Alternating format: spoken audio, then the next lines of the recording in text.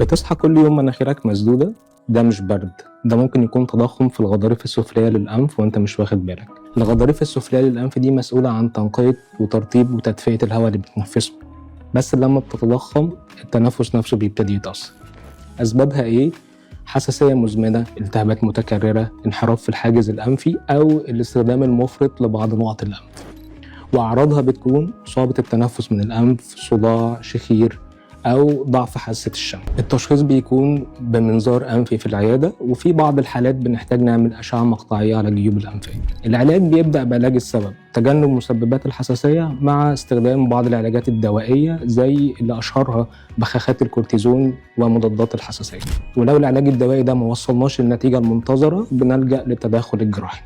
بنعمل استئصال جزئي للغضاريف السفلية للأنف بالمنظار، وده بيفيدنا في حاجتين: بنحسن التنفس تماما، وفي نفس الوقت بنحافظ على وظيفة الغضاريف دي. كمان في تكنولوجيز جديدة زي الكوبليشن أو التردد الحراري اللي بيمكننا من إن احنا نعمل العملية دي إما في العمليات تحت تأثير المخدر العام، أو حتى أوفيس بيزد أو في العيادة باستخدام المخدر الموضعي.